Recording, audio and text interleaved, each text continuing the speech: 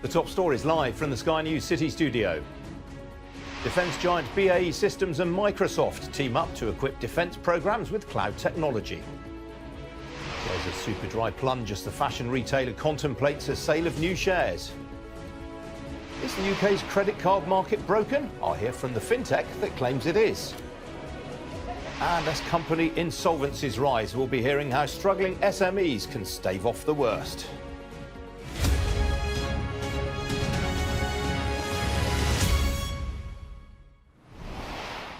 Good morning, this is Ian King Live, an hour of business and economic news from the heart of the city. Well, we begin today with the UK's biggest defence contractor, BAE Systems. It's today signed a strategic agreement with Microsoft with the aim of supporting its work on digital defence capabilities with cloud technology.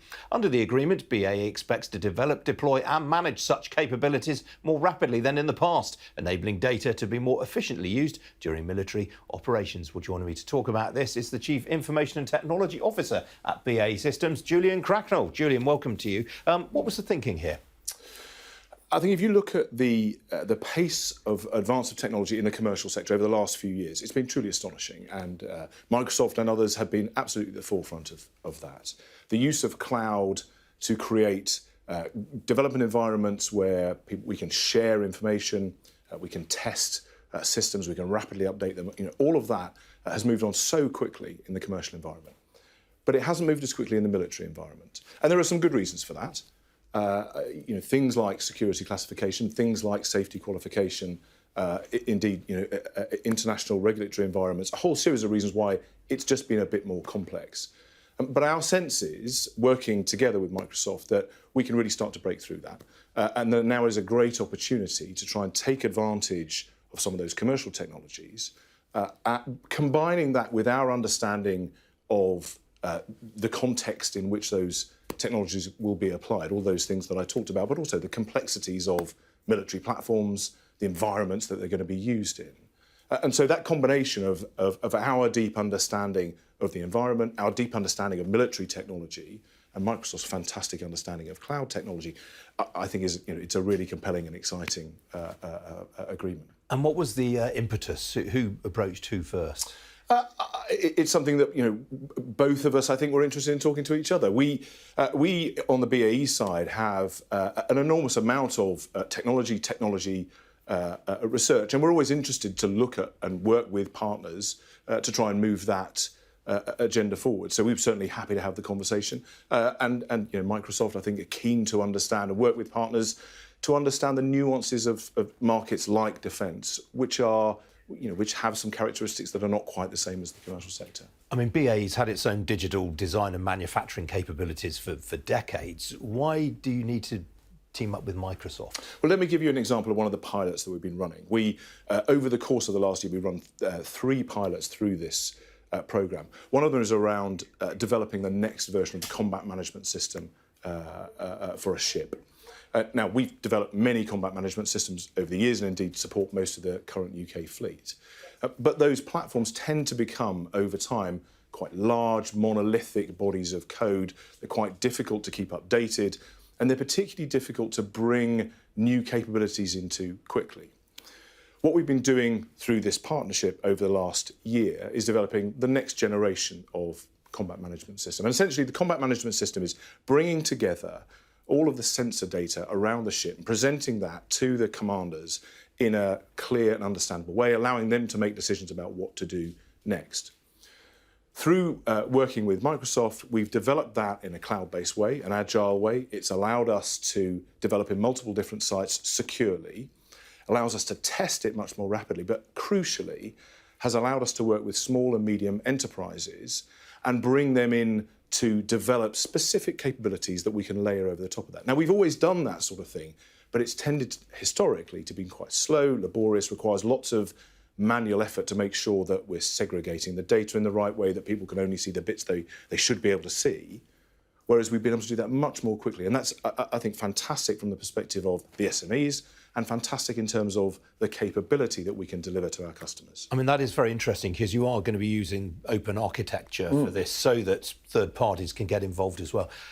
Does that come with security risks? I mean, you've got to really know who you're working with. I mean, clearly one has to think those things through very carefully. I think the general move towards open architectures, clarity around standards of communication is only a good thing. It means that lots of different organisations can get involved and can develop capabilities. But you're absolutely right. Clearly within that, one has to be very thoughtful about security, classification, and who you're working with. But in unlocking the power of technology to deliver capability, that must be the right way forward, particularly in terms of pace. I mean, you mentioned the maritime application. Presumably this will be deployed over land, sea and air. One of the other pilots that we ran was a drone programme, an uncrewed vehicle. And what we were looking at there was the ability to update the capabilities of that drone while it was in flight. So we had a distributed team, again, using the Microsoft cloud stack, working in different locations, but we were able to modify the sensor capabilities on this drone while it was in flight over the air and give it new capabilities. And you can immediately see the sort of military utility of that as new threats or as new adversaries become known, that one could modify platforms to deal with that. Now, this was just a pilot, and we've got to be, clearly there are significant constraints on updating in-service platforms while they're operating. But I think as a proof of concept, as an idea to start pushing at the bounds of how can we adapt technology more quickly, bring more capability to users, and ensure that they have the best capability to defend the UK and our allies, I think can only be a good thing. Obviously, military personnel and the services have a multitude of different sources from which they obtain data these days. Have there been any takeaways from what's going on in Ukraine for you in terms of how data can be deployed in military situations? I mean, there are lots of lessons that have been learned and are being learned from what's going on in Ukraine at the moment. I think you're absolutely right. The importance of data, understanding the provenance of the data, the quality of it, its timeliness, and how you can provide that to commanders to make decisions is absolutely critical. That is only going to increase in the future. And again, I think this agreement with Microsoft, combined with our understanding of that military context, I think absolutely is the right. It comes at an opportune time to build on that future requirement. And does the tie with Microsoft preclude you from working with any of their competitors?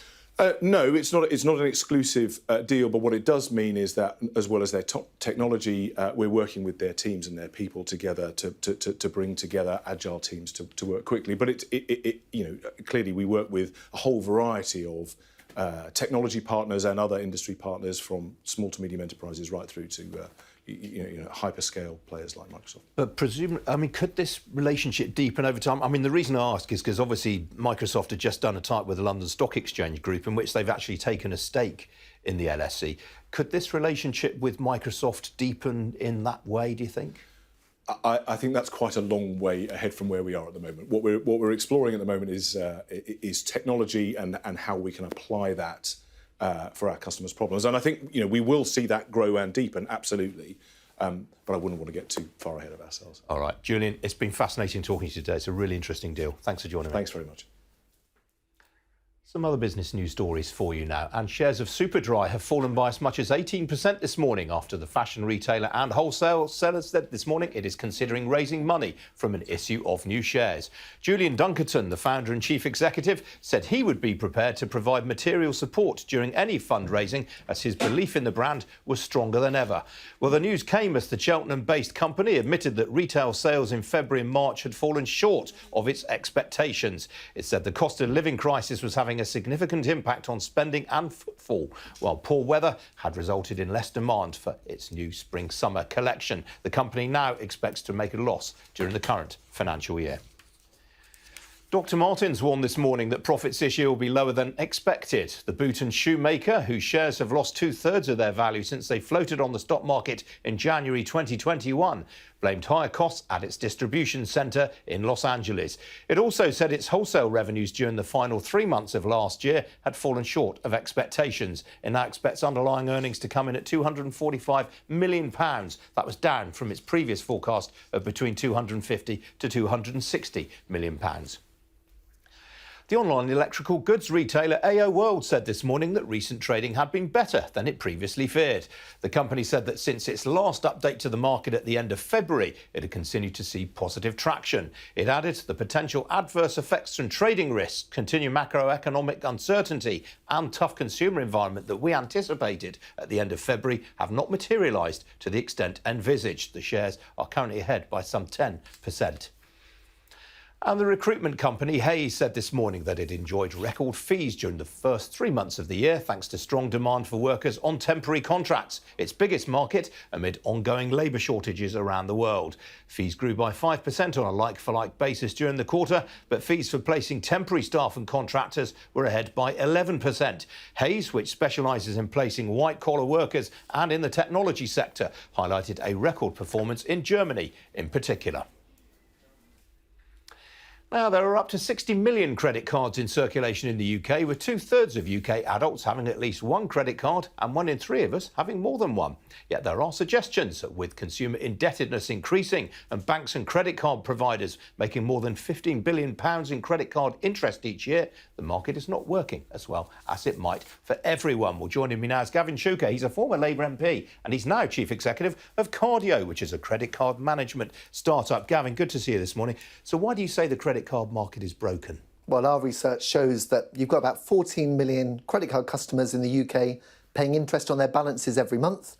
Typically, they're spending £1,000 a year just in interest charges alone. That's a huge debt anchor on household finances. And we at Cardio believe that we could use some of the regulatory measures, such as open banking, to release their data and actually reduce their costs. That's the most important thing that government can be doing to help. You better explain by reminding the uninitiated what you mean by open banking. And this came in 2018. Yeah, absolutely. Actually, when I was a Member of Parliament, this was coming through at that point. Open banking is a very simple principle. It says that you as the customer own your own data. And if you want to make that data available to a third-party provider such as Cardio, you can do it with their permission.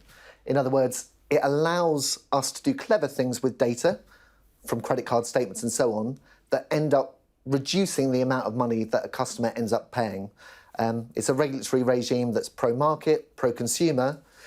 Actually, it's a shame that we haven't made further strides since 2018 on it. Yeah, so I mean, it seems to be working pretty well in the banking sector. You say it doesn't with credit cards. Why is that? Yeah, so the underlying principle here is that if the data is made available to a customer in an electronic form, it should be made available to a third-party provider. Now, some bits of the industry are working really well. So like your current accounts, we've all seen the apps where you can put your accounts together and see what you spent, for example. With credit cards, actually, enforcement isn't as good. And so a lot of the key data fields that we need to really save customers money aren't there because the credit card issuers aren't compliant with the law. And they're not compliant with the law. So this isn't an issue of the regulation not working. They're not adhering to the law. Yeah, absolutely. So the principle under open banking is very, very clear in this respect. But we're using a bit of the open banking specification that perhaps other businesses haven't used before. It's not surprising that some of the data there is patchy, but what it needs is clear political leadership to say there's a clear principle here in favour of the consumer.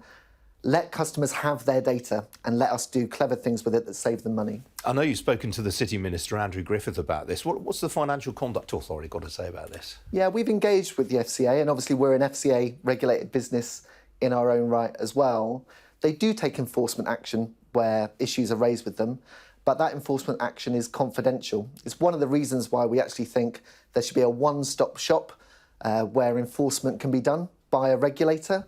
It's a bit of a patchwork at the moment, but actually with clear political leadership, we could really make open banking work and save money for consumers. Who are you saying is at fault here? Is it the likes of MasterCard and Visa, or is it the issuing banks themselves? It's the credit card issuers themselves, the high street banks and the other players in the industry. that actually need to go further in terms of open banking, invest in that area and make that data available. Is this cock-up or conspiracy? I think it's a mix of both. As I said before, we're doing something incredibly innovative at Cardio. We're using open banking in a way that no one else has used before. But that was the idea of bringing the regime in the first place. It's not surprising we're hitting these kind of issues. But as I say, these are the kind of issues that really impact a consumer.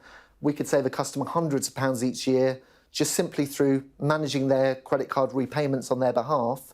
We can't do that to the extent we want to today, and that's why we're calling for action. So your app is free to use. How does the business make money? Yeah, sure. So free to use. We never charge a customer money to handle, say, a single monthly payment that gets to the right card, right time, right amount. In terms of revenue, what we hope to be able to offer is refinancing for a smaller subset of users. Fundamentally, and you'd probably expect this given my background, it's a socially responsible model. What we are trying to do is actually save customers money. That's the only way in which we can make money. That's actually quite a virtuous circle for us, and that's why we're seeing such popularity. Well, it's quite interesting. I mean, I see a lot of business people go into politics. I don't see many politicians going the other way. Yeah, I've been reflecting on that quite a lot in recent years, as you can imagine. And in terms of running a startup business, one of the things you need is investment. I would say for a lot of VC firms or investors, there's a lack of pattern recognition. Why would a politician make a good chief executive? Actually, in my experience, I think it's quite a good breeding ground for many of the skills that you do need in terms of managing stakeholders, investors, and others. Having the hide of a rhino, yeah. Yeah, a thick skin does go a long way, I understand, in business as well as in politics. Absolutely. I mean, you left the Labour Party because of Jeremy Corbyn's leadership. What do you think of Keir Starmer? How do you think he's doing? Well, look, there's no doubt at all that the Labour Party is in a fundamentally different place to where it was in 2019, where I and others chose on a matter of integrity to leave the Labour Party. At the same time, you know, that work is, in my view, unfinished. My good friend Luciana Berger has chosen to go back to the Labour Party. I've not made that choice. That may be a reflection of actually me putting all of my initiative at the moment into building this great socially responsible business. But I'm enjoying engaging as a voter rather than as a participant for now. All right, Gavin, good to see you this morning. Thanks for joining me. Still to come here on Ian King Live, we're going to have a look at how the markets are doing this Friday morning. The FTSE's in line for its fourth successive weekly gain. Join me for more after this short break.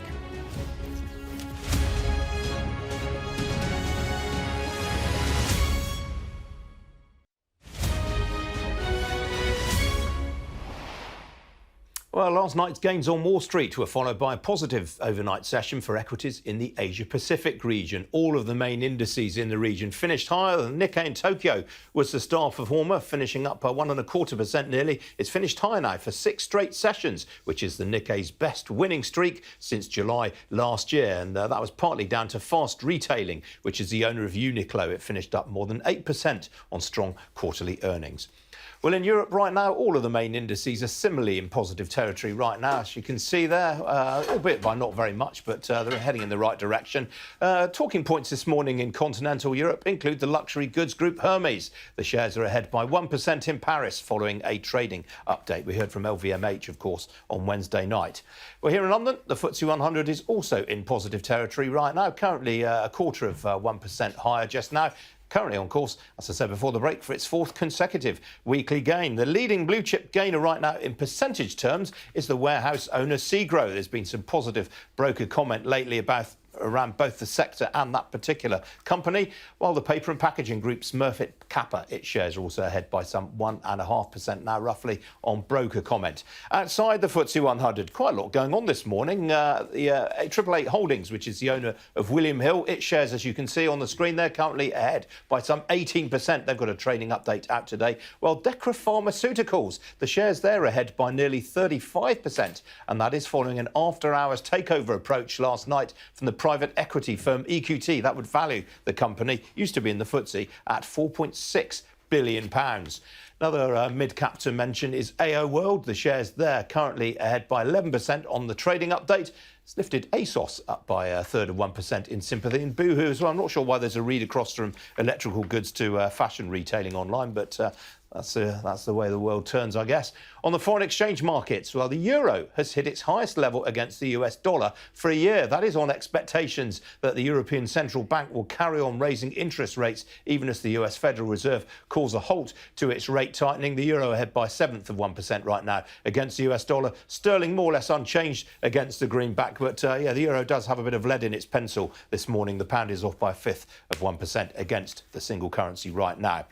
As for the oil price, well, that is on course for its third weekly gain in 4. A barrel of Brent crude, though, more or less unchanged right now at $86.07 a barrel. And another commodity to show you this morning. We don't talk about it all that often, but I thought it was worth mentioning today. The price of gold, well, it's continuing to trade close to its record high, which was hit in the summer of 2020. Gold hit $2,055 $30 per troy ounce yesterday. That was taking it up 13% so far on the year. The price right now, it's off $2,000 to $35.61 an ounce. That's off 1/5% right now.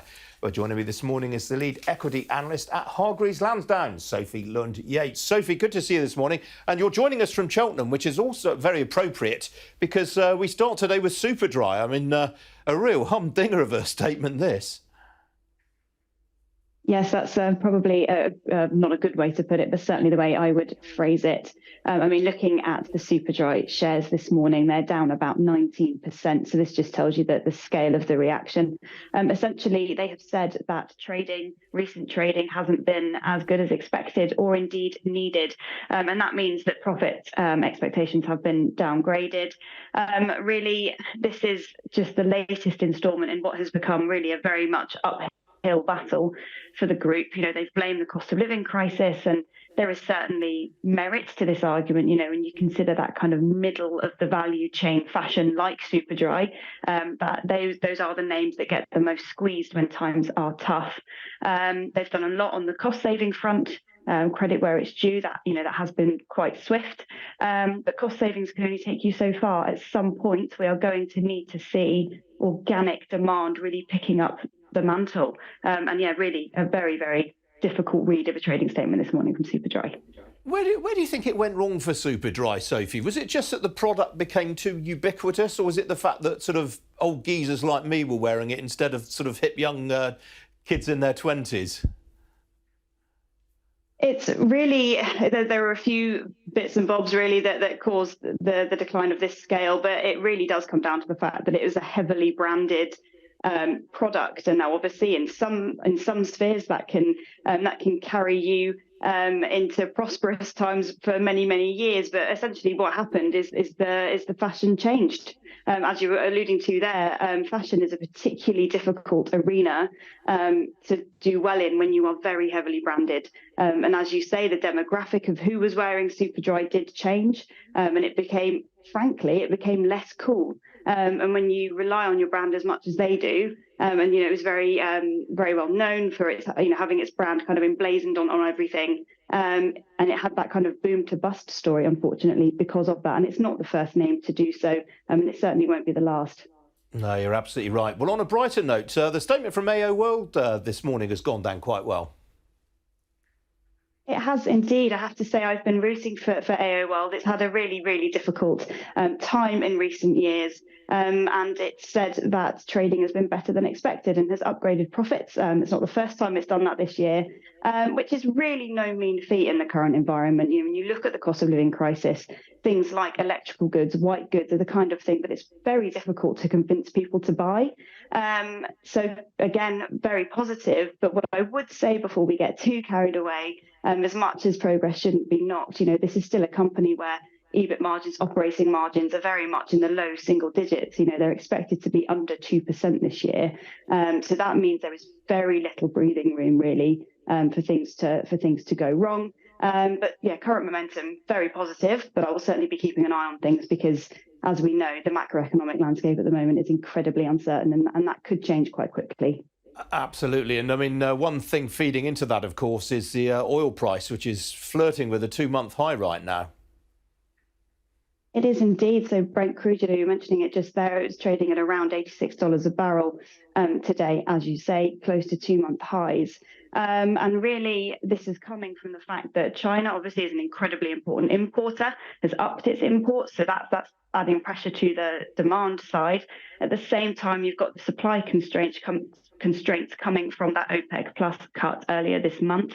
And as you rightly point out, this has wide ramifications potentially for inflation. We know that this is the core metric that's keeping inflation so high. And also on the consumer side, high energy prices feed into higher food prices, as well as other areas of the economy. So, really consumers especially and businesses are going to really want to see that start tempering. Sophie, before I let you go, quick word on Diageo. They announced their delisting from the Irish stock market. I must admit, I'd forgotten they were even listed there.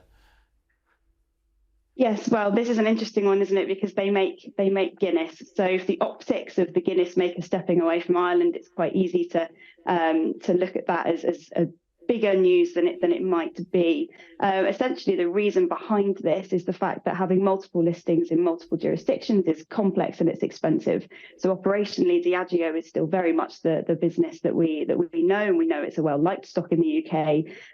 But really, this does show us that they're doubling down efforts to focus on London. They've got that £73 million brewery opening up in autumn in Covent Garden, things like that. But essentially, what this means for the business overall is not a lot, but certainly a shame to see the Guinness maker leave Ireland, I would say.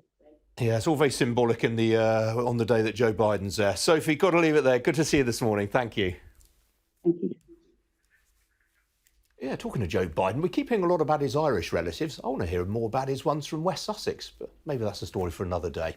Still to come here on Ian King Live, with a growing number of small and medium-sized businesses struggling to survive. We'll find out what can be done to stave off insolvency. Don't go away.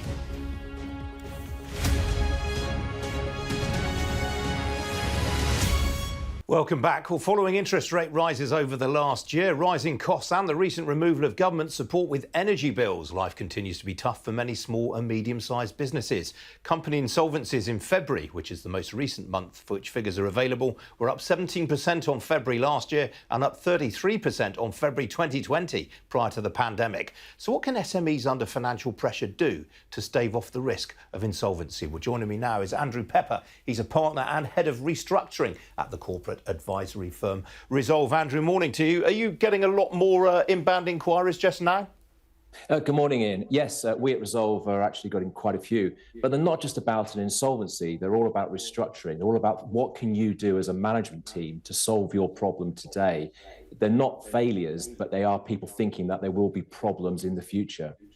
So what are the key things that any SME that is facing itself in dire straits needs to think about?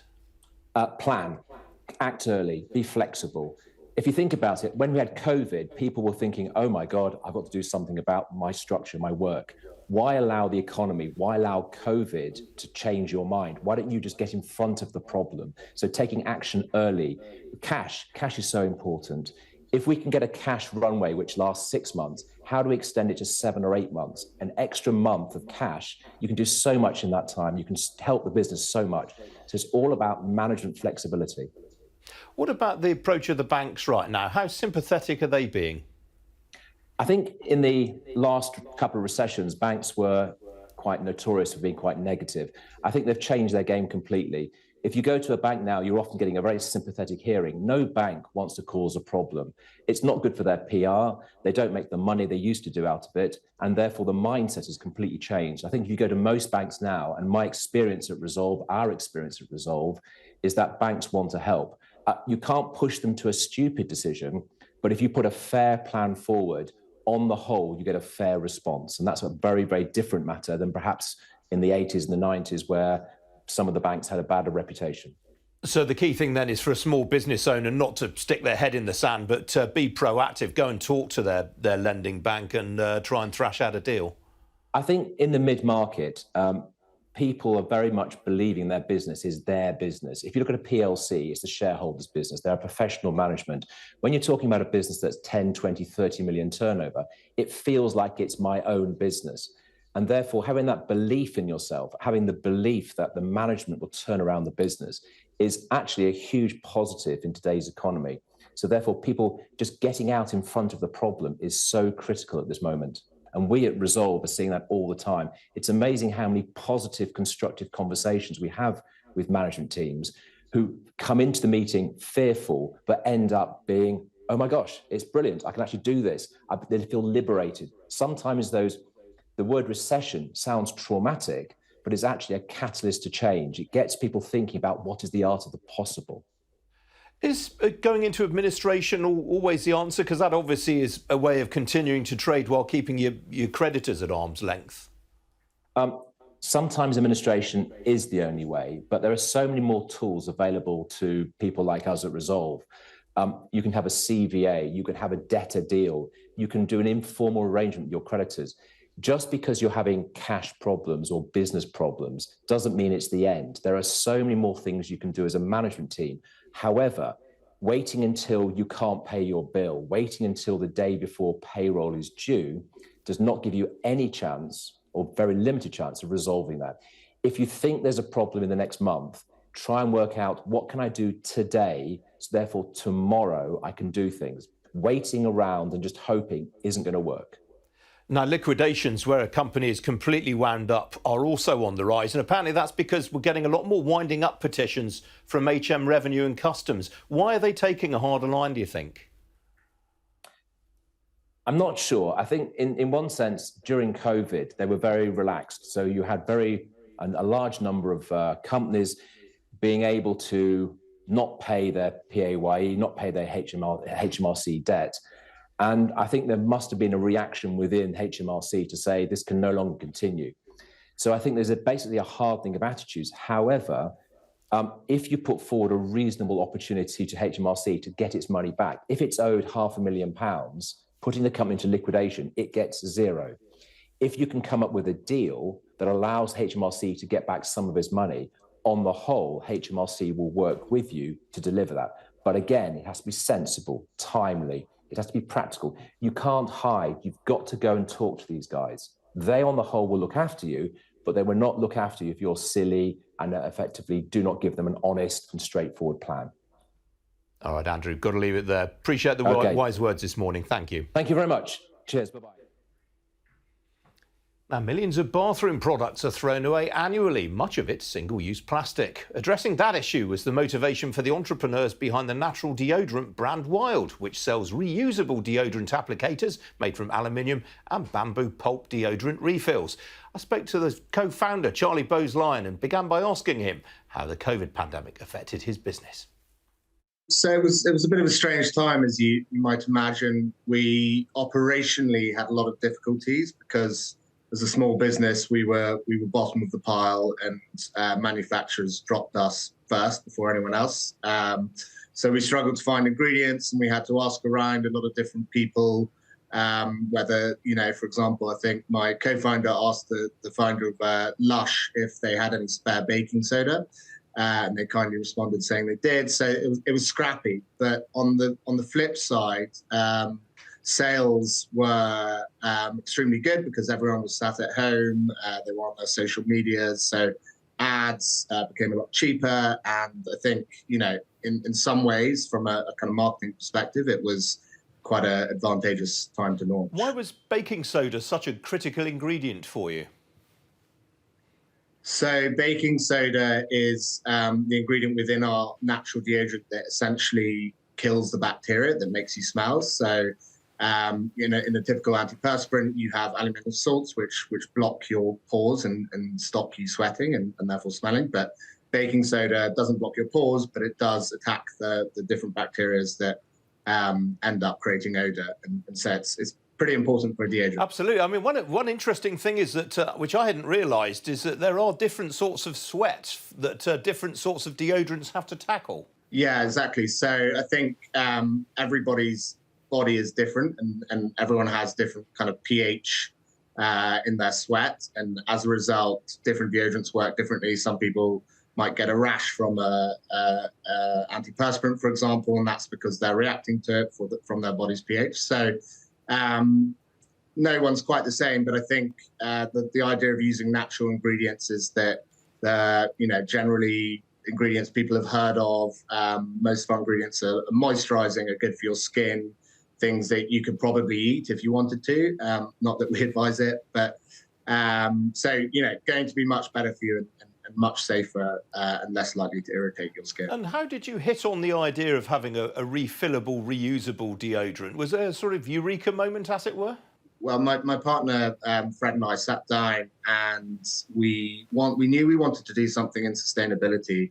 And we'd looked around the household, and there were kind of companies that were doing pretty well in the kitchen, whether it was laundry or dishwasher tablets. And elsewhere, most people have recycling bins in their house that differentiate from their normal bins. But in the bathroom, there wasn't really anything to do that. And most people have, several bathroom products, whether it's shampoo, shower gel, toothpaste, to their deodorants that all go in their bathroom bin and then typically just go in their general waste. So very little of this was getting recycled. And we felt like we could take, a product to launch with, natural deodorant, that typically hasn't worked that well historically in the UK, make a really great one that we could guarantee work for people. And then on top of that, provide completely sustainable packaging where there'd be no waste, and ultimately start to reduce, the plastic waste in the bathroom. And that's something we hope to do, not just across deodorant, but kind of all bathroom products as time goes on. Now, you've raised £7.5 million to date from investors. Will you at some point have to go through another fundraising to get where you want to be?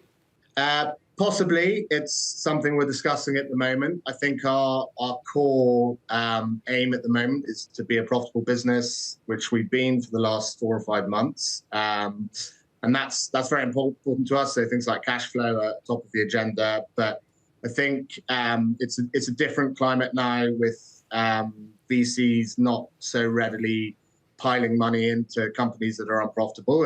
And for us, we really want to have our destiny in our own hands. And if that means, maybe we do one more fundraise to get there, then that's fine. But ultimately, we know that we need to be on a path that's, not only sustainable as a business, but sustainable in terms of cash flow and profit as well. It must be quite lonely at times, though, because you're up against some really, really big, powerful multinationals, the likes of Unilever and Nivea and so forth. I mean, you've got to have a lot of guts to take those sort of guys on. I think we see ourselves in a different space insofar as a startup, we are able to innovate really quickly. So, for example, if we realise, something in the packaging isn't working, tomorrow we can get onto our manufacturers, create the tooling, and in a couple of months' time have a different product. For someone like Unilever, they have to do things in 5-year terms. They have to make decisions now for probably the next 10 years. And we're just able to move much faster and therefore kind of always be ahead of the game. And what we've seen in the last couple of years is people or other companies have started to create similar products to us. I think even the big companies are sort of starting to bring in similar mechanisms into their own products, but it's far slower. And as long as we can stay entrepreneurial and ahead of the game, I think we'll always have a first mover advantage.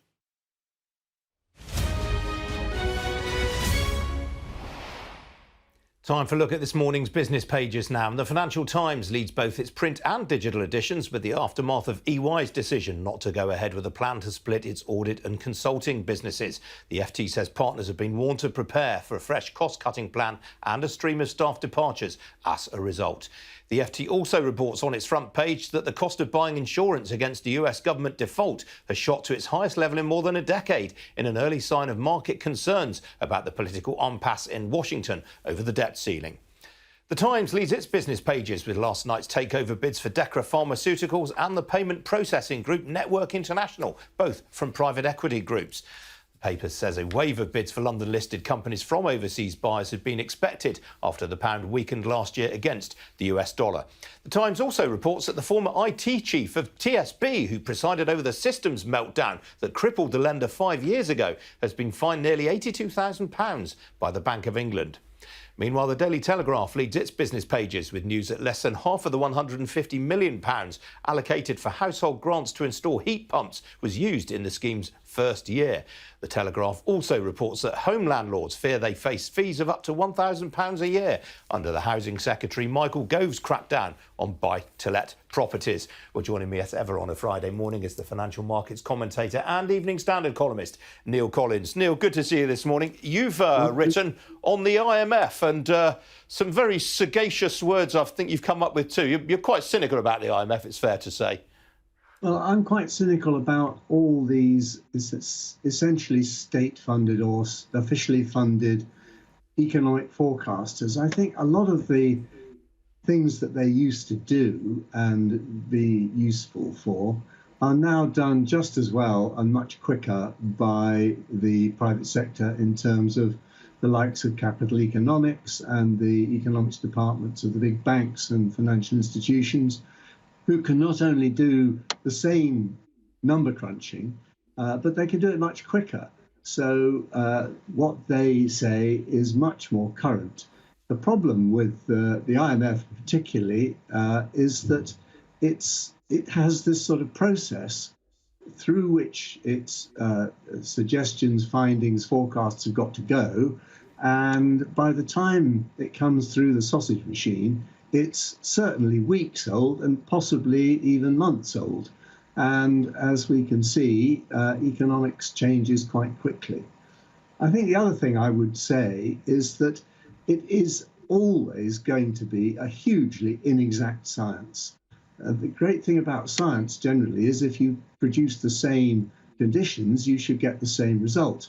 Well, of course, that's never going to be true in economics, because even if you did get the same conditions, people would react in a different way.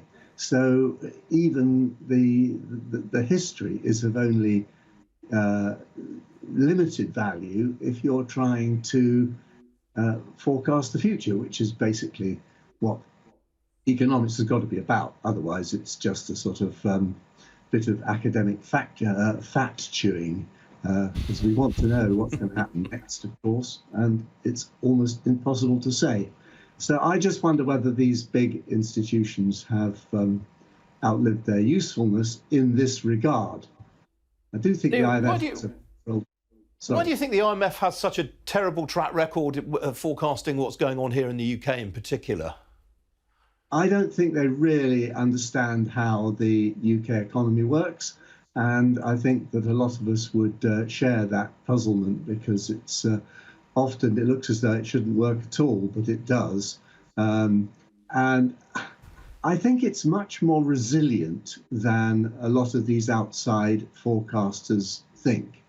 We are quite flexible. The private sector particularly is pretty flexible. We have a very strong base of smaller companies.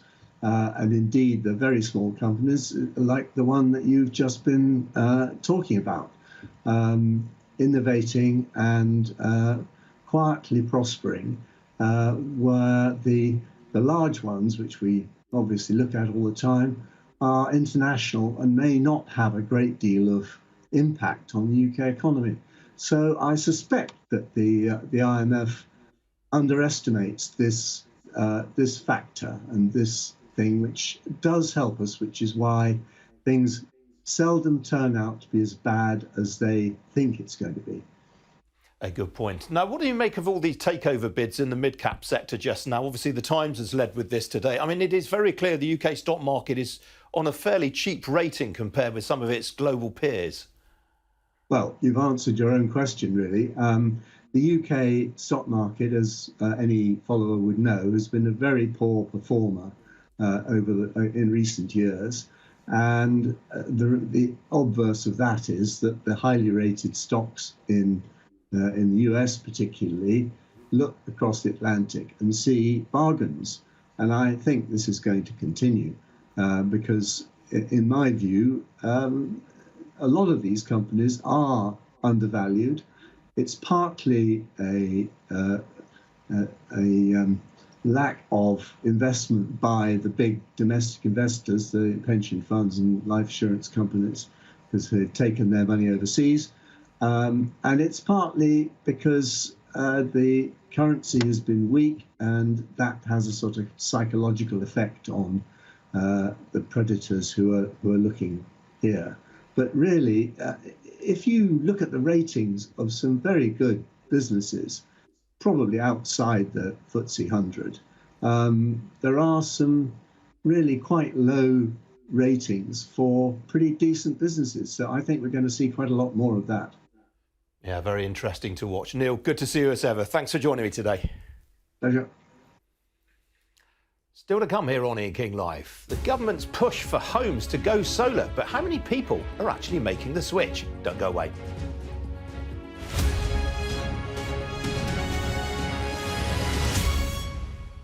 Tap into the latest news and insight. Invest in your future. Sky News Financial Reports, sponsored by Interactive Investor.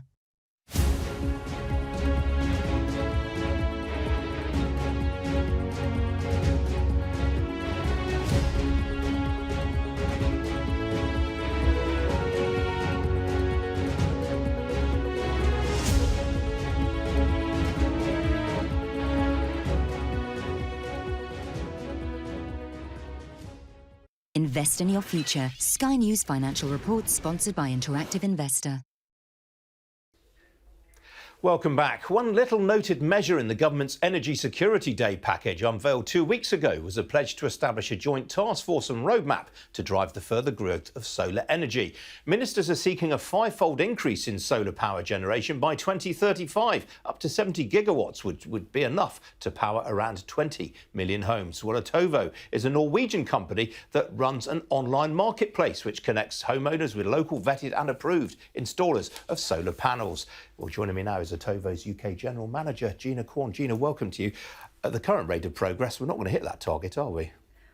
Actually, we think that we definitely could meet that rate of progress. Looking at the current rates of installation in the UK, we've seen tremendous increase and catching up to Europe on rates of residential solar installation. So looking at last year's installation rates, we're looking at a threefold increase over the 2 years prior. Wow. So what's going to be central to hitting that target? So we think there are a couple things at Otovo that can really help drive the adoption of solar. So first of all, just naturally looking at increasing the rate of solar in the UK. Currently, it's about 7%. In other European countries, you've got in the Netherlands over 20%.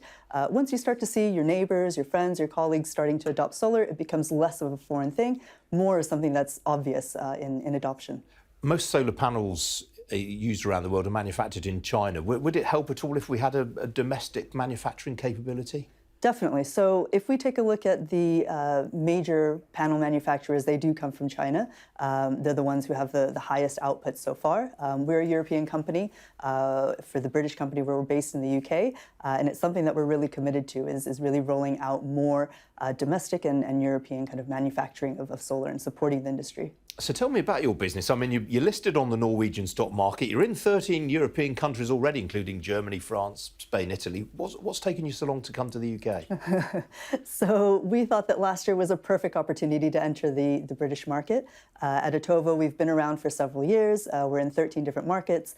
Really what we wanted to do was time the entry at the right point. There were, the first wave of solar happened in the UK about 10, 15 years ago. Successful, but we wouldn't say the most efficient rollout in the way that the government used subsidies and incentives to drive that adoption.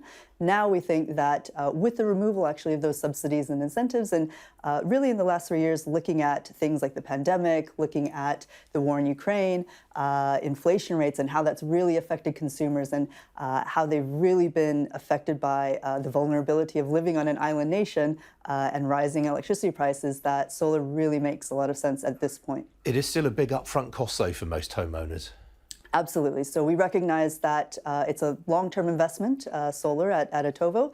And what we're really working to do in the UK is what we have adopted in our other European markets, was a leasing product. So really we're committed to making solar accessible to most households. Do we have the sort of skills base to install all these panels? Absolutely. So in the UK, we've got over 2,000 certified installers that are registered with MCS, which is the qualification board for solar installation. And we only work with the best installers at Otovo from that list. There's definitely increasing demand from consumers to get more solar onto roofs. So really looking to kind of roll out and help more installers kind of get on board as well. Are there a few cowboys out there then? Absolutely. So this is something that we've seen in the UK quite a lot, especially seeing the first rate of adoption of solar 10, 15 years ago. It's something that Otovo really helps to bring down. All right, Gina, got to leave it there, I'm afraid. Good to see you this morning. Thank you. Thank you very much. That's it from me. I'm back on Monday at 10 o'clock. Hope very much to see you then. In the meantime, do stay tuned after this short break. It's Nick Qureshi. Cheerio.